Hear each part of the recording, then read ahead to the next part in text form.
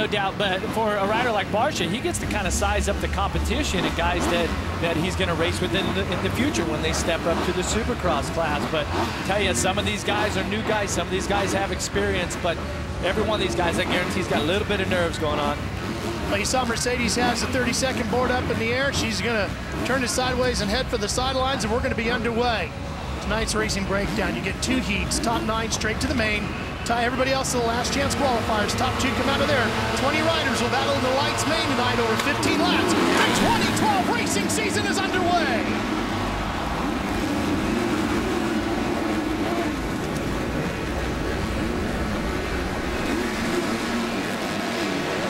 Everybody already starting to fight for position quickly as Tyler Rattray takes the early lead.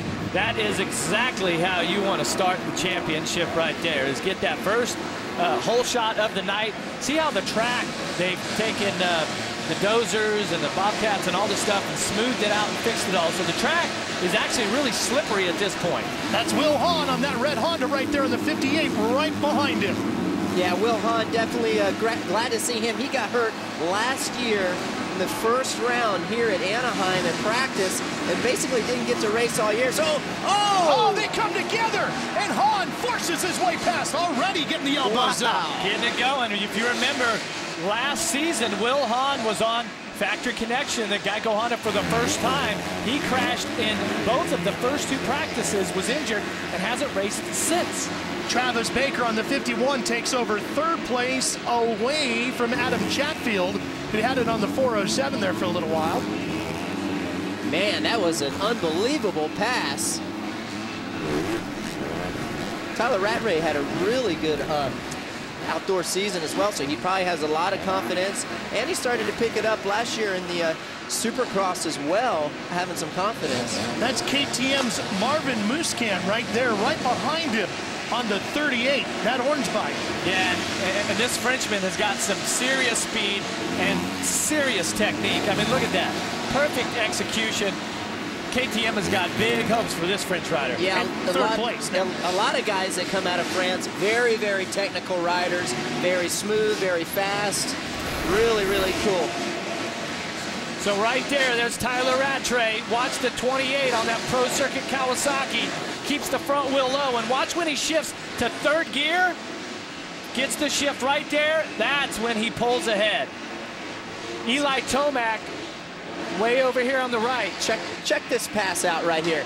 He is at, oh man, coming inside, man. Gets really lucky. Boosts Rattray out of the way there. Hey, they're lucky that Hahn didn't land on him. I mean, that would have broke his right hand or right wrist there for Rattray. If Rattray was 2 feet over, been a different story, but he wasn't, and they're out there racing. We caught a glimpse of Eli Tomac having a horrible start to his year. He has worked his way up to 15th. You need top 9 to transfer straight to the main. Otherwise, he's going to last chance qualifier.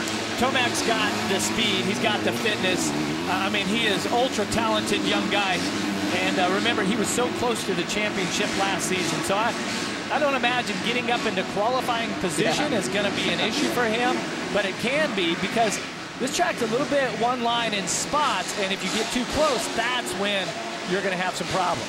Cole Seeley's got some good speed going already here this afternoon and evening on his Honda right there, number 34. Working his way up through. He's fighting over 4th. Comes inside of Baker, and he's got it.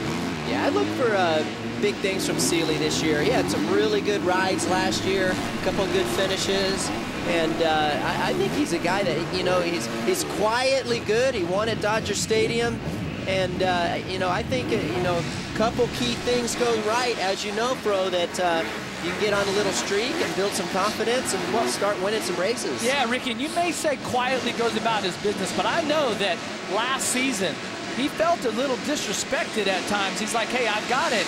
Right. And I had a conversation with him. I said, well, then you need to go in. And he went out and won and put himself into position.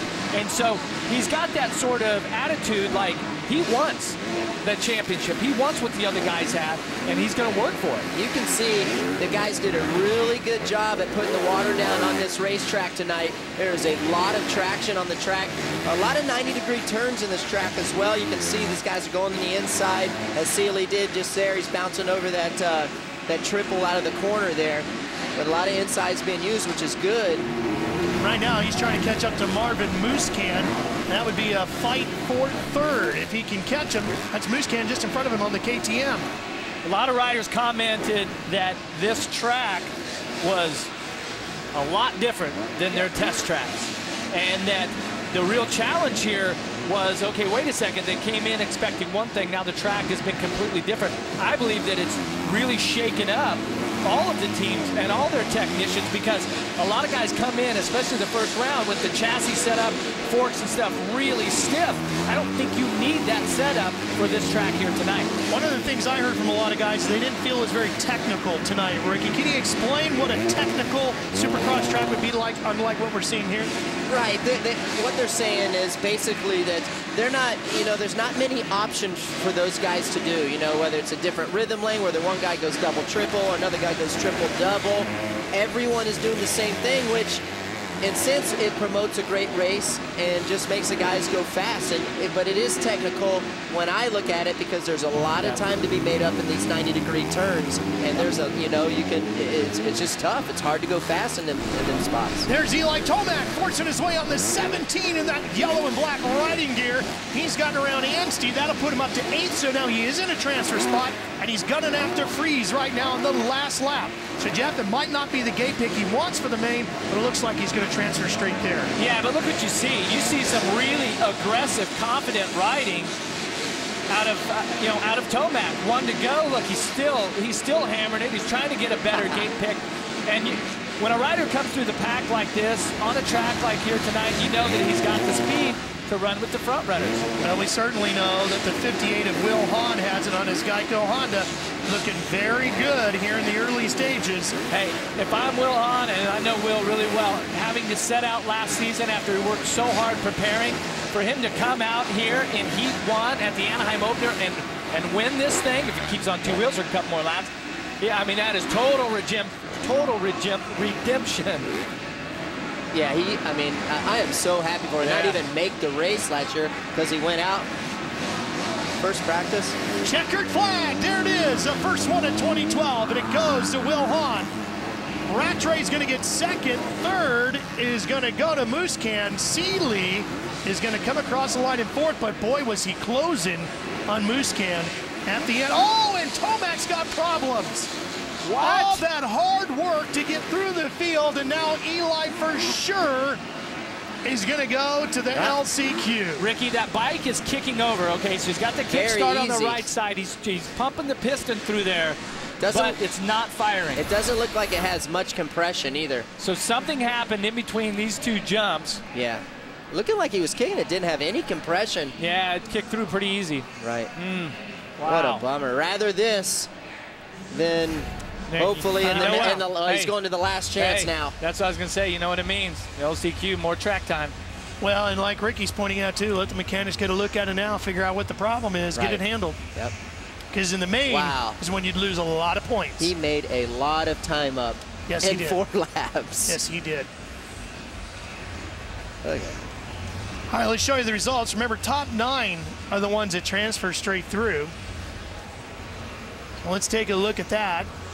Anstey should be the last one to go to the main, and Billy Laninovich will be the first rider to go to the LCQ. Yeah, and so now you've got some serious mixed feelings. If you're on the Geico Honda team, you got one guy that just won, one guy that goes down off the start, and then the bike breaks and doesn't finish. So you got it's really interesting dynamics when you go back to the truck, because everyone's happy, and then the other guy that didn't qualify comes back, and it's a totally different situation.